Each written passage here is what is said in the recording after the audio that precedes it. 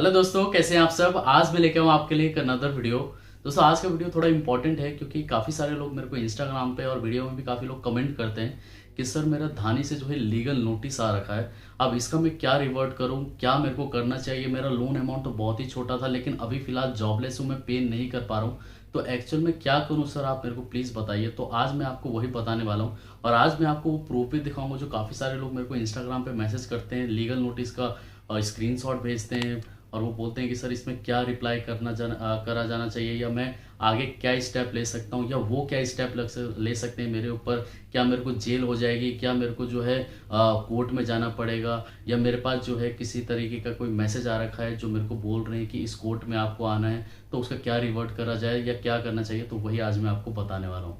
दोस्तों, सबसे पहले तो ऐसा नहीं है कि लीगल नोटिस आपको एक बार में पहले भेज दिया जाता है। जब आप 3 महीने कंटिन्यू पेमेंट नहीं करते हैं किसी भी बैंक या किसी भी क्रेडिट कार्ड या किसी भी लोन ऐप के, तो वहाँ पर लोन ऐप का तो बात ही छोड़ दीजिए, वहाँ तो आपने 1 महीने का या 1 दिन का भी डिले कर दिया तो वो उस टाइम से ही आपको फ़ोन करने लग जाएंगे और डेली 10 कॉल 5 कॉल करते ही रहेंगे। अब जहाँ पर मान के चलिए कि आपने कहीं धानी से लोन लिया हुआ है, तो वहाँ पर आपको क्या करा जाता है कि जब आपने 1 महीने का पेमेंट डिले किया तो वो आपको नॉर्मल कॉल करते हैं रिमाइंडर के तौर पे, नहीं तो इंटरेस्ट लगाते लगाते उसको जो है 1,000 को 10,000 कर देते हैं। तो यहाँ पर कंटिन्यू जैसे आप तीन तीन महीने पेमेंट नहीं किया, 3 महीना वो उन्होंने आपको हैरेस किया, तो 3 से 4 महीने के बाद जो है आपके पास लीगल नोटिस आता है। लीगल नोटिस से पहले आपके पास एक मैसेज आएगा आर्ट्रीब्यूशन का। उसमें बोला जाता है कि आपको जो है ये लोक अदालत में आना है, इस तारीख को आना है। वहाँ पर एक नंबर भी दे दिया जाता है और नॉर्मल या तो व्हाट्सएप पे भेज देंगे या आपको जो है एक तरीके से मैसेज कर देंगे, नॉर्मल मैसेज कर दिया जाता है, या बाय पोस्ट भी आ जाता है कभी कभी वो। तो मैंने हर एक वीडियो में बोला है दोस्तों कि अगर आपके पास कभी भी इस तरीके का आता है, मैं खासकर यहाँ पर पर्सनल लोन और क्रेडिट कार्ड की ही बात कर रहा हूँ, और इस वीडियो के माध्यम से मैं आपको ये नहीं बोलना चाह रहा है कि दोस्तों आप इसका पेमेंट करें ही ना। लेकिन कुछ सिचुएशन ऐसी आ जाती है जहाँ पर पेमेंट नहीं हो पा रहा है, तो उस केस में आपको अगर इस तरह की कोई मैसेज आ रहा है या आपको कोई धमका रहा है, तो पहली बात तो डरे बिल्कुल नहीं। क्योंकि ये देखिए, ऐसा तो है नहीं कि हम लोगों को इस चीज़ की ट्रेनिंग मिली हुई है या हम जो है आराम से बैठे रहें। डर लगता है किसी को भी, क्योंकि पहली बार ऐसा हो रहा है। हमारा जो इंटेंशन था कि वो पेमेंट करना है, मैंने यहाँ से लोन लिया, मेरे को पेमेंट करना है, लेकिन कुछ प्रॉब्लम आ गई जहाँ पर पेमेंट नहीं कर पा रहा हूँ। अब क्या स्टेप ले सकता है, वो स्टेप लेते हैं, लेकिन हमको डर लगता है कि अब ये क्या कर सकते हैं हमारे ऊपर। या तो हमको गुंडे भेज देंगे, हमारे सामान जो है घर से उठा लेंगे। काफ़ी लोग ये भी सवाल पूछते हैं। तो घर से कोई आपका सामान नहीं उठा के ले जाने वाला, ना ही कोई आपको उठा के ले जाने वाला है। यहाँ पर अगर आपके पास कोई अल्ट्रेशन का मैसेज आता है या आपके पास कोई नोटिस आता है, तो पहली बात तो घबराए नहीं। और जो उस पर नंबर दिया होता है तो कभी भी उस पर कॉल ना करें। क्यों? क्योंकि जो आपको इतने दिनों से परेशान कर रहा है वो उसी का ही नंबर होता है। वो आपको, आपने जैसे ही उस नंबर पे कॉल कर दिया तो आपको वो बोलेंगे कि हाँ आप बताइए कि क्या करना है, कोर्ट में चलना है या सेटलमेंट करना है। तो अगर मान के चलिए दोस्तों आपके पास कभी भी इस तरीके का सिनेरियो आए तो सेटलमेंट कर लेने में ही भलाई है। अगर आपके पास पेमेंट नहीं हो रहा है तो, अगर पेमेंट आपके पास है, सेटलमेंट करने के लायक है, तो आप सेटलमेंट कर लीजिए, इससे पीछा छुड़ा लीजिए। या अगर पूरा पेमेंट है तो पूरा पेमेंट दे के ही जो है आप पीछा छुड़ा लीजिए। लेकिन जहां पर आपके पास पेमेंट अभी फिलहाल नहीं है, नहीं दे पा रहे हैं पेमेंट, और आपके पास लीगल नोटिस आ रखा है, तो उस पर कोई कॉल न करना, ना ही जो है आपको उस एड्रेस पे जाने की ज़रूरत है जहाँ पर आपका उस पर एड्रेस मेंशन होता है। वो ज़्यादातर फेक ही होता है। मेरे पास जितने भी इंस्टाग्राम पे आप देख सकते हैं, ये मैं आपको दिखा रहा हूँ स्क्रीनशॉट, इनके पास भी काफ़ी सारे लीगल नोटिस हैं। और ये आज के नहीं है, ये कम से कम मेरे से जो है 7 से 8 महीने से जुड़े हुए हैं, और जिनके भी लीगल नोटिस हैं इनके सारे सेटलमेंट हो गए। इनको भी कोर्ट जाने के लिए मेरे से बात भी करते थे, इंस्टाग्राम पे कॉल करते थे कि सर मेरे को जो है इस तरीके का मैसेज आ रखा है, प्लीज़ आप एक बार बात कर लीजिए, एटलीस्ट आप एक बार कॉल कर लीजिए। देखिए, अब मैं आपको बताना चाहूँगा कि मेरे पास इतने इंस्टाग्राम पे मैसेजेस आते हैं कि मैं रिप्लाई दे ही नहीं पाता हूँ। अगर मैं एक दिन इंस्टाग्राम नहीं देखूं तो कम से कम अनसीन मैसेज हो जाएंगे, कम से कम 25 से 30 मैसेज हो जाते हैं। और जब मैं एक का रिप्लाई करता हूं, या मान के चलिए एक बार में मैंने 10 लोगों को रिप्लाई कर दिया, उसके बाद 10 लोगों का मैसेज आ जाता है, फिर उसके बाद और भी मैसेज आने लग जाते हैं। तो इसलिए जितना हो सकता है तो उतना ही मैं वीडियो भी बताने की कोशिश करता हूँ, और साथ ही साथ जो है उनसे बात करने की भी कोशिश करता हूँ, जितनी मेरे से जितने लोगों से हेल्प हो पाए।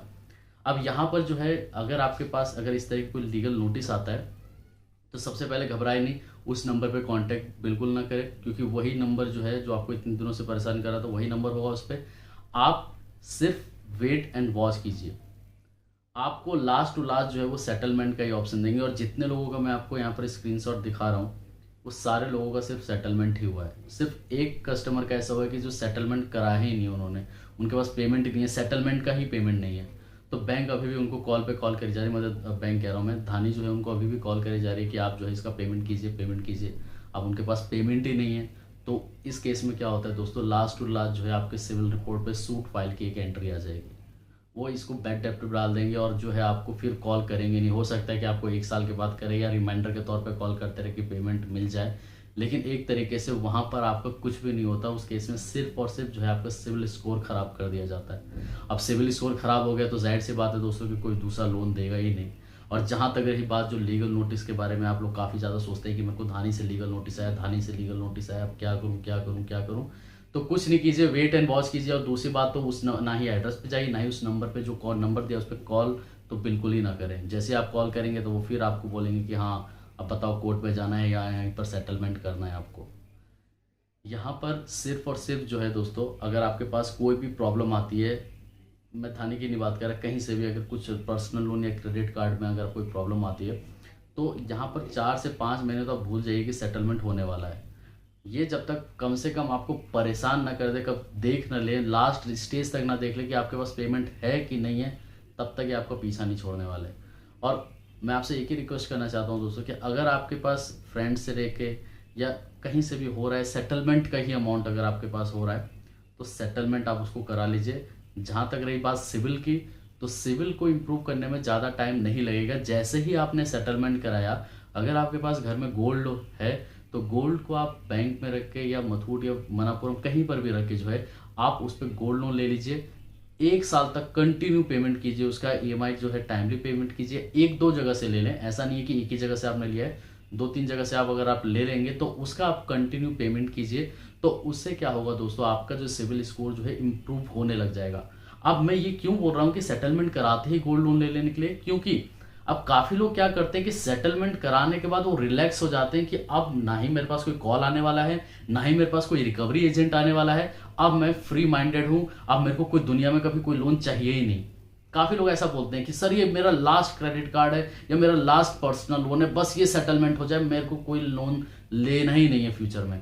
लेकिन कभी ऐसा होता नहीं है, जरूरत कभी ना कभी पड़ जाती है। क्या पता आपको आप अभी भी अनमैरिड है, मैरिड होने के बाद आपके बच्चों को जरूरत पड़ जाए या घर में कोई भी प्रॉब्लम आ जाए, वहां पर जरूरत पड़ जाए, तो उस केस में इसलिए मैं आपको कह रहा हूं कि जैसे ही आप सेटलमेंट कराते हैं तो गोल्ड लोन लेके अपना सिविल स्कोर धीरे धीरे सुधारने लग जाए। नहीं तो प्रॉब्लम कब आएगी, मान के चलिए कि आपने आज सेटलमेंट करा लिया, 2022 में आपने सेटलमेंट करा लिया और 4 साल तक आपको कोई लोन की जरूरत ही नहीं पड़ी, और आप 4 साल के बाद एकदम से आपको लोन की रिक्वायरमेंट पड़ गई किसी भी रीजन से, मैरिज से या मेडिकल किसी भी इमरजेंसी में, वहां पर आपको बोलेंगे कि सर आपका सिविल स्कोर तो खराब है, 2022 में ही आपने सिविल स्कोर खराब कर लिया था। तो अब 4 साल जो आपने टाइम वेस्ट किया, इससे अच्छा आपने 4 जगह से गोल्ड लोन लेके अपना सिविल स्कोर इंप्रूव कर लिया। भले ही मान के चलिए 4 साल के बाद आपको लोन की जरूरत पड़ी, तो कम से कम वो आपका सिविल स्कोर इंप्रूव तो कर देगा। तो यहाँ पर आप सॉर्ट आउट हो जाएंगे अपने सिविल स्कोर को लेके। और जहां तक रही धानी से ले, कोई डरने की जरूरत नहीं है, वेट एंड वॉच कीजिए दोस्तों, आपका लास्ट क्लास जो है सेटलमेंट ही होगा। अगर इससे अलावा कोई भी प्रॉब्लम आती तो आप इंस्टाग्राम पे आइए या वीडियो के नीचे कमेंट कीजिए, 110% मैं आपको रिप्लाई दूंगा। ठीक है दोस्तों, धन्यवाद।